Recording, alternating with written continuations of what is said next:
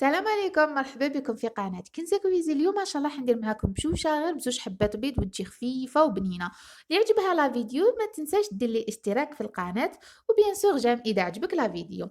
هنا نبداو في الوصفة بسم الله. هنا واش عندنا زوج حبات بيض بدرجة حرارة الغرفة، نزيدو نديرو فيهم قرصة ملح، ونزيدو نديرو مغرف صغيرة لافاني. عندك قرصة الملح ديريها شوية كبيرة، ونديرو مغرف صغيرة لافاني.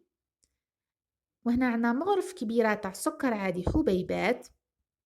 انا هنا درت لكم نوع من انواع المشوشه، هذه فقط تاع زوج حبات بيض وتجي اقتصاديه وعاليه من بربع ساعه وانتي درتيها.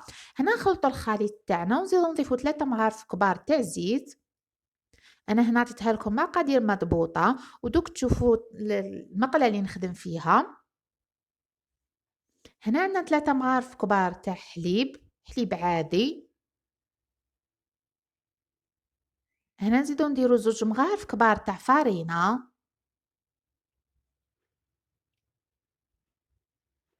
نزيدو نديرو هنا باكي تاع خميرة الحلويات ما يعادل في الوزن تاعها 10 غرام، ونخلطو الخليط تاعنا مليح.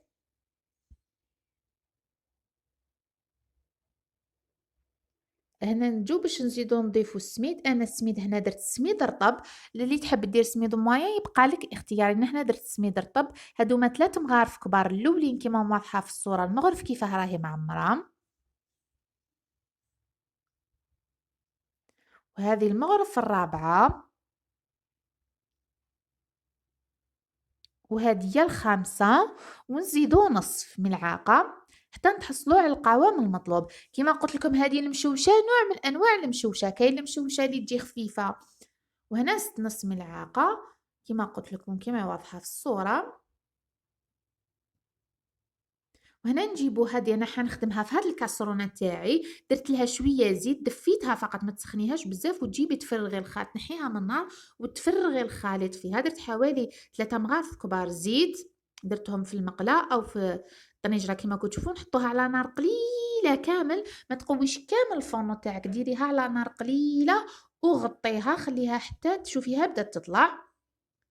شوفيها بدات تطلع وتشوفي الجوانب تاعها بداو يحماروا باش تقلبيها. انا هنا تاع القليب المقطع صدتو ما حكمليش. شوفوا هنا كيفاه بدات تطلع لي كما راكم تشوفوا، الجوانب بداو يحماروا بالعقل.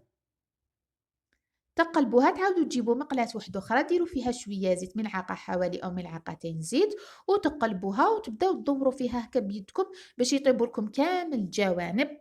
انا هنا كما قلت لكم كي قلبتها المقطع صدت ما صبتوش، الكاميرا ما حكمتليش، ونقعدوا ندوروا فيها هكا باش يطيب لنا الوجه تاعها كامل. هاي هنا بعد ما طابت وهي سخونه نحكموا نجيبوا لها نديروا لها العسل فوقها.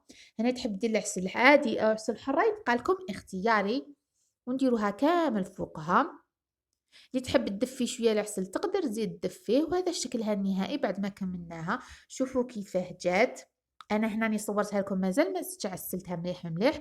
من نتوما كل واحد وهنا التعسل يبقى لكم اختياري، اللي تحبها بزاف معسله ولا اللي تحبها شويه شويه.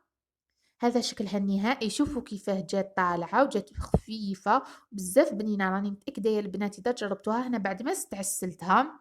هنا التعسل يبقى لكم اختياري، اللي تحبها معسله بزاف او اللي تحبها شويه. شوفوا هنا كيفاه جات خفيفه وجات بنينه بالبزاف. يا البنات جربوها اكيد حتعجبكم، ميم با نص ساعه وانتي ما درتوها.